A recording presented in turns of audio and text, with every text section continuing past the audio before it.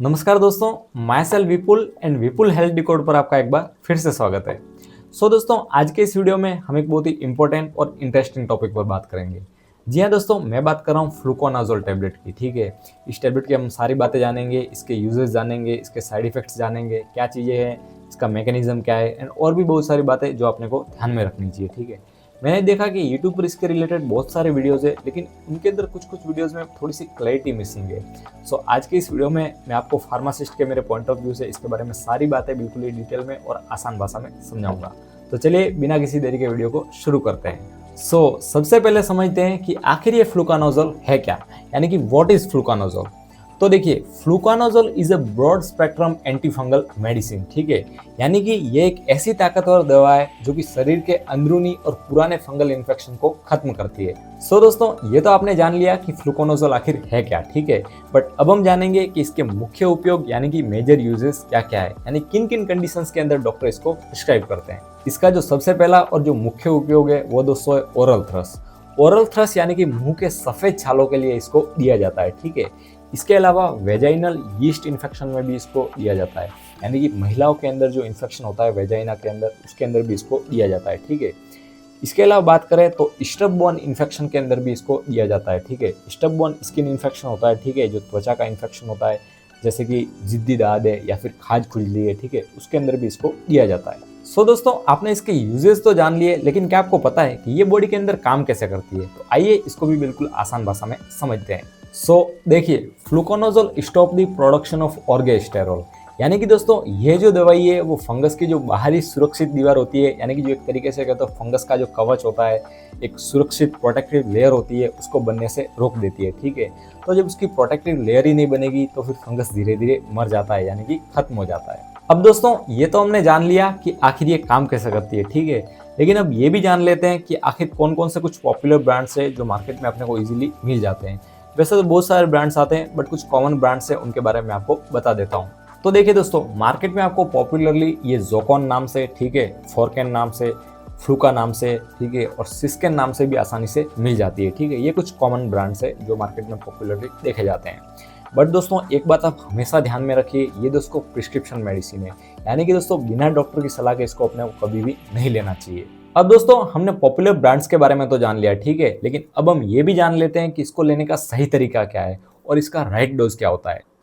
देखिए, it can be taken with और without food, यानी कि दोस्तों इसका जो असर है वो खाने से बिल्कुल ही प्रभावित नहीं होता है। ठीक है, इसलिए अपन इसको खाने के पहले या फिर खाने के बाद में भी ले सकते हैं। अब दोस्तों, बात करें इसके डोज के बारे में, तो माइल्ड इन्फेक्शन के लिए डॉक्टर अक्सर 150 mg यानी कि एक सिंगल डोज प्रिस्क्राइब करते हैं। ठीक है, एंड क्रोनिक के अंदर 7 से 14 दिन तक का भी डोज हो सकता है। ठीक है, इसलिए दोस्तों इस टैबलेट को हमेशा अपने को डॉक्टर को पूछकर ही लेना चाहिए, बिना प्रिस्क्रिप्शन के अपने को कभी भी यूज नहीं करनी है। ठीक है, एंड एक आप मेरी टिप हमेशा याद रखिए दोस्तों, दवा को अपने को हमेशा एक फिक्स टाइम पर ही लेना चाहिए। ठीक है ना, जिससे कि आपकी बॉडी में इसका परफेक्ट यूज होगा। अब दोस्तों, बात करें डोजेस की, तो माइल्ड इन्फेक्शन में अक्सर डॉक्टर 150 mg यानी कि एक सिंगल डोज है वो प्रिस्क्राइब करते हैं। ठीक है, एंड बात करें क्रोनिक प्रॉब्लम की, क्रोनिक डिजीज की, तो उसके अंदर डॉक्टर अक्सर 7 से 14 दिन तक के हिसाब से भी डोज को प्रिस्क्राइब करते हैं। ठीक है, इसीलिए दोस्तों ये एक प्रिस्क्रिप्शन मेडिसिन है, इसको हमेशा डॉक्टर के बताए हुए डोज के अनुसार अपने को लेनी चाहिए। ठीक है, एंड एक टिप आप हमेशा मेरी याद रखिए कि दवाई को हमेशा अपने को एक फिक्स टाइम पर लेना है। ठीक है,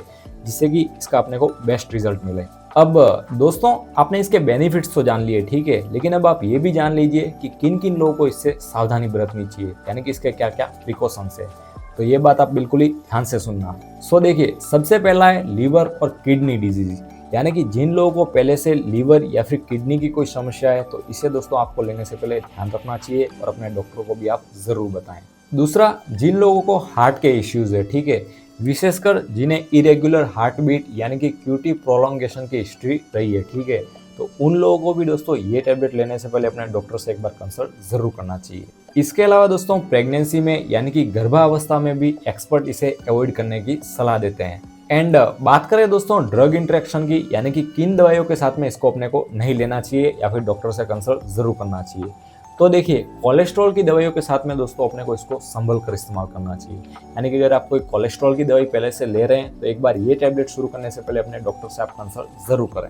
इसके अलावा दोस्तों, मैं आपको इसके कुछ कॉमन साइड इफेक्ट्स के बारे में बता देता हूँ, ठीक है, जो कि कुछ लोगों के अंदर जरूर देखे जा सकते हैं। ठीक है, तो पहला है अपना हेडेक यानी कि सिर का दर्द।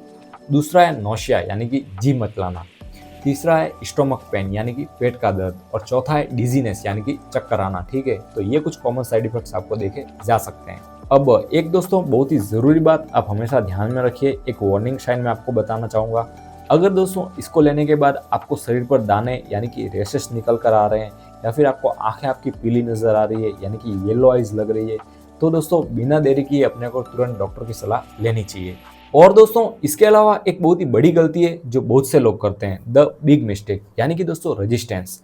ये बात दोस्तों आप हमेशा ध्यान में रखिए कि दोस्तों अपने को इसका जो कोर्स है वो कभी भी इनकम्प्लीट नहीं रखना है। ठीक है, यानी कि कोर्स को कोई भी बीच में अपने को अधूरा नहीं छोड़ना है, ये बात आप हमेशा ध्यान में रखिए। मैंने देखा है कि बहुत से लोग क्या करते हैं, थोड़ा सा भी आराम मिलता है तो दवाई को बीच में ही छोड़ देते हैं। ठीक है, तो दोस्तों इससे फिर क्या होगा पता है, इससे दोस्तों आपके बॉडी में रेजिस्टेंस पैदा हो जाएगा, जिससे फिर दोस्तों अगली बार जब भी आप ये दवाई लेंगे तो फिर बॉडी में उतना असर नहीं करेगी, या फिर हो सकता है बिल्कुल ही असर ना करे। इसीलिए दोस्तों एक रूल आप हमेशा ध्यान में रखिए कि इसे हमेशा डॉक्टर द्वारा बताए गए हिसाब से अपने को लेनी है और कोर्स को हमेशा पूरा करना है। दोस्तों आज के इस वीडियो की जानकारी आपको हेल्पफुल लगी हो तो वीडियो को प्यारा सा लाइक ज़रूर कर दें और चैनल को सब्सक्राइब जरूर कर दें, ताकि मेडिसिन और हेल्थ की ऐसी राइट और सटीक जानकारी आप तक रेगुलर पहुंचती रहे। ठीक है, तो चलिए दोस्तों मिलते हैं अगले वीडियो में एक बहुत ही इन्फॉर्मेटिव और इंटरेस्टिंग टॉपिक के साथ। तब तक के लिए स्वस्थ रहिए और मस्त रहिए। Thank you.